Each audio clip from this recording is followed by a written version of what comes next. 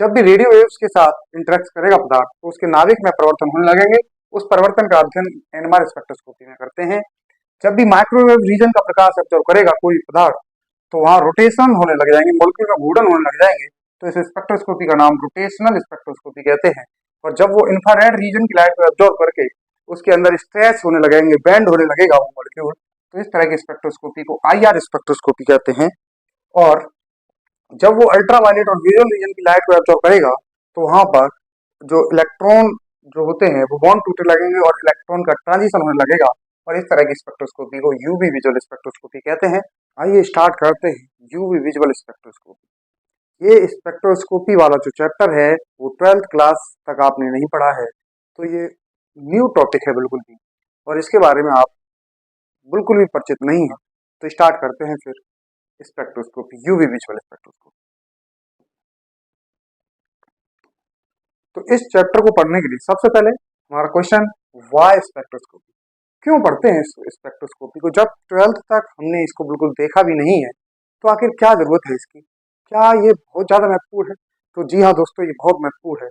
जब आप लैब के अंदर प्रैक्टिकल करते होंगे तो लैब के अंदर प्रैक्टिकल करते समय आपको जब कलर वगैरह देखना चेंज करना होता होगा, जब कलर चेंज होता है लैब के अंदर तो कभी दिखाई देता है, कभी होता ही है, कभी सांद्रताओं का फर्क पड़ जाता है, तो प्रैक्टिकल बहुत अच्छे नहीं होते हैं। उन प्रैक्टिकलों से हम किसी भी मॉलिक्यूल के बारे में पूर्ण रूप से अध्ययन नहीं कर पाते हैं। तो उसका एक मॉडर्न टेक्निक है। मॉडर्न टेक्निक के अंदर हम स्पेक्ट्रोस्कोपी की सहायता से किसी भी मॉलिक्यूल की संरचना का अध्ययन किया कर सकते हैं। तो कैसे हम इसमें अध्ययन करेंगे? तो क्या हम इसके अंदर पढ़ने वाले हैं इस चैप्टर के अंदर? तो हम क्या क्या पढ़ेंगे दोस्तों इस चैप्टर के अंदर कि स्पेक्ट्रोस्कोपी की डेफिनेशन क्या है, फंडामेंटल लॉ क्या है, इसके मतलब किस सिद्धांत पे आधारित है, कैसे काम करती है। सिलेक्शन रूल पढ़ेंगे इसमें। इलेक्ट्रोमैग्नेटिक रेडिएशन, वैद्युत चुंबकीय विकिरण के बारे में पढ़ेंगे कि वैद्युत चुंबकीय विकिरण क्या होती हैं। Types of electronic transition, electronic transition के टाइप्स के बारे में पढ़ेंगे कि इलेक्ट्रॉन ट्रांजिशन के टाइप क्या होते हैं। फिर पढ़ेंगे feature of electronic spectrum, feature of electronic spectrum. इसके बाद फैक्टर अफेक्टिंग इलेक्ट्रॉनिक ट्रांजिशन, मतलब जो इलेक्ट्रॉन एक जगह से दूसरी जगह पे जाएंगे वो किस किस बातों से प्रभावित होंगे। इसके बाद हम क्रोमोफोर ऑक्सोक्रोम ग्रुप के बारे में जानेंगे कि क्रोमोफोर और ऑक्सोक्रोम ग्रुप ग्रुप क्या होते हैं। बाथोक्रोमिक एंड हाइपोक्सोक्रोमिक शिफ्ट के बारे में पढ़ेंगे। और लास्ट में वुड फिशर रूल पढ़ेंगे जिससे कि लैम्डा मैक्स की वैल्यू कैलकुलेट की जाती है। तो इस तरीके से पूरा चैप्टर में हमें ये पढ़ना है। तो स्टार्ट करते हैं फिर डेफिनेशन से। तो स्टार्ट करते हैं दोस्तों डेफिनेशन से। क्या है स्पेक्ट्रोस्कोपी? तो जैसा कि आपको दिखाई दे रहा है, पदार्थ और वैद्युत चुंबकीय विकिरणों के मध्य अन्योन्य क्रियाओं, पदार्थ और वैद्युत चुंबकीय विकिरण के मध्य अन्योन्य क्रियाओं का अध्ययन जो भी करते हैं वो स्पेक्ट्रोस्कोपी कहलाता है। तो किस किस के बीच में? पदार्थ के बीच में और वैद्युत चुंबकीय विकिरण के बीच अन्योन्य क्रियाओं का अध्ययन जिस ब्रांच के अंदर होता है उसी को हम स्पेक्ट्रोस्कोपी कहते हैं। तो स्पेक्ट्रोस्कोपी क्या है? यानी कि हमारा लाइट से संबंध है। वैद्युत चुंबकीय विकिरण कहाँ से आ रही है? लाइट से। तो जो वैद्युत चुंबकीय विकिरण आ रही है और उसके पदार्थ के साथ में इंटरेक्शन कराएंगे और उस इंटरेक्शन से जो कुछ भी रिजल्ट प्राप्त होंगे उन्हीं रिजल्टों को हम स्पेक्ट्रम कहने लग जाएंगे। क्या कहने लग जाएंगे दोस्तों? स्पेक्ट्रम। तो उन्हीं स्पेक्ट्रम का अध्ययन करना है। तो उस स्पेक्ट्रम का अध्ययन करने से पहले आप पदार्थ के बारे में जानते हैं कि पदार्थ क्या होते हैं। अब आपको किसके बारे में जानना है? वैद्युत चुंबकीय विकिरण के बारे में जानना है। तो वैद्युत चुंबकीय विकिरण क्या होती है, इलेक्ट्रोमैग्नेटिक रेडिएशंस क्या है। तो देखिए जरा ध्यान से।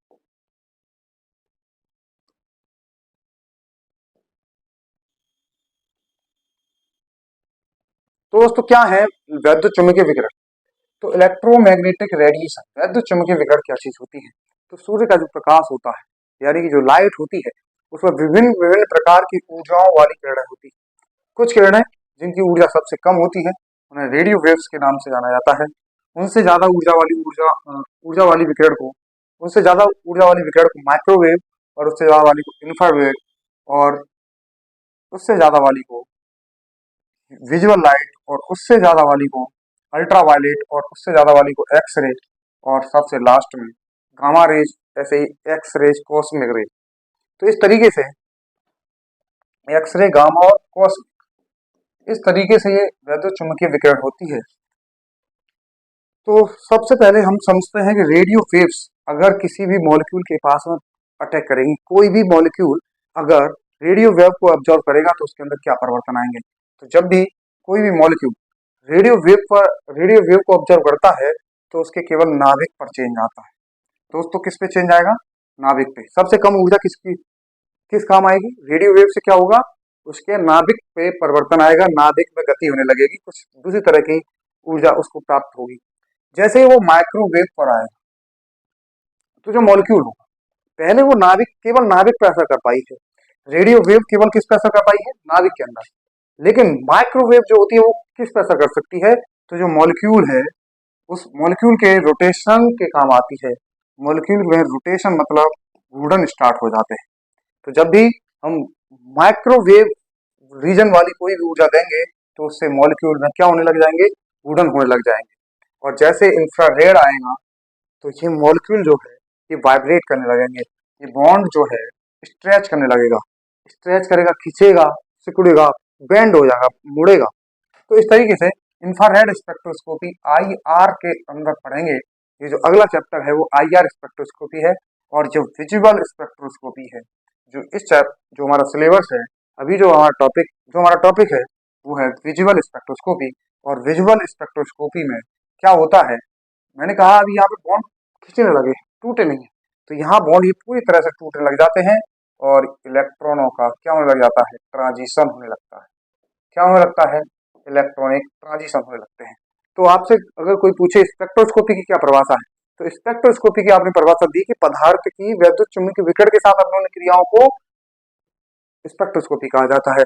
और आपसे कोई पूछे कि यूवी विजुअल स्पेक्ट्रोस्कोपी क्या है, तो हमने कहा कि जब भी पदार्थ यूवी और विजुअल रीजन वाली लाइट के साथ अन्योन्य क्रिया करता है तो इसे हम यूवी विजुअल स्पेक्ट्रोस्कोपी कहते हैं।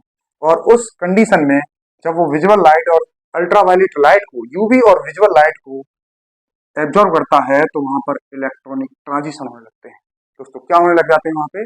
Electronic transition. जब वो एब्जॉर्ब करेगा तो ये समझ में आया होगा कि क्या है इलेक्ट्रोमैग्नेटिक रेडिएशन।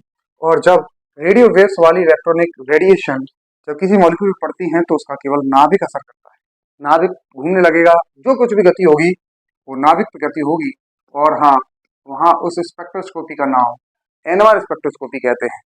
ऐसे ही अगर माइक्रोवेव रीजन के को ग्रहण करेगा वो, तो जब माइक्रोवेव रीजन को ग्रहण करता है तो रोटेशन करने लगता है मॉलिक्यूल, और इसे रोटेशनल स्पेक्ट्रोस्कोपी के अंदर हम अध्ययन करते हैं। और जब भी वो इंफ्रारेड रीजन को एब्जॉर्व करता है तो वहां पर वो मॉलिक्यूल स्ट्रेच होने लगता है, बेंड होने लगता है, खिंचने लगता है, सिकुड़ने लगता है। तो इस स्पेक्ट्रोस्कोपी को हम IR स्पेक्ट्रोस्कोपी कहते हैं।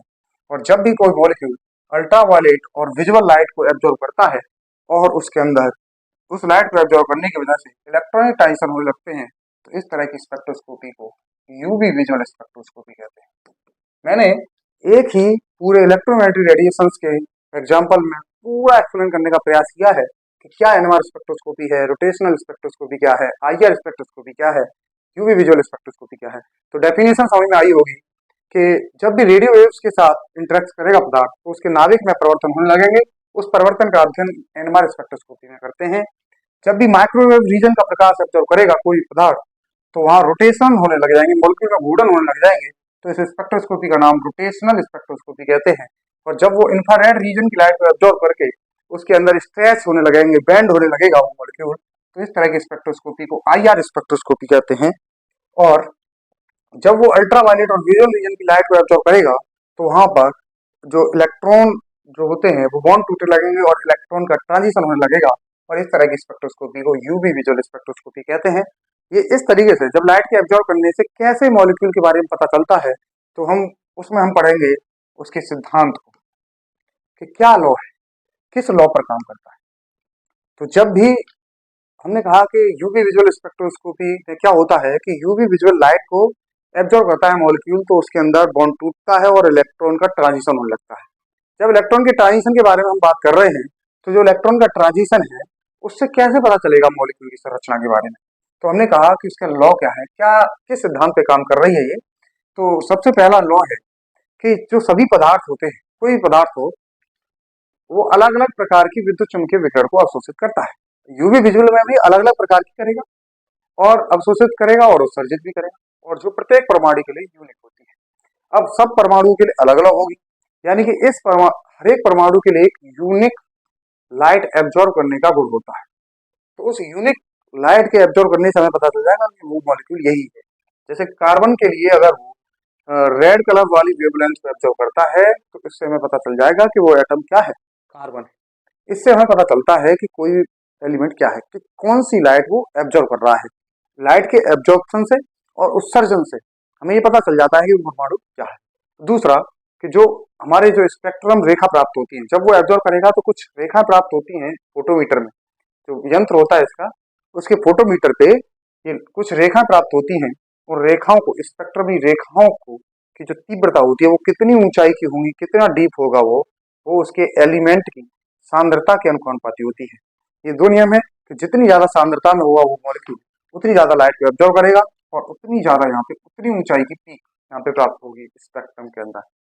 तो आपको समझ में आया होगा कि क्या सिद्धांत है, किस पे कैसे काम करता है ये, कैसे हम यौगिक की संरचना बता पाते हैं। तो हम कहते हैं कि किसी भी परमाणु को देखें तो हर एक परमाणु अपनी एक अलग प्रकार की वेवलेंथ को एब्जॉर्ब करता है, हर एक प्रकार के लिए अलग अलग चीजें रहती है।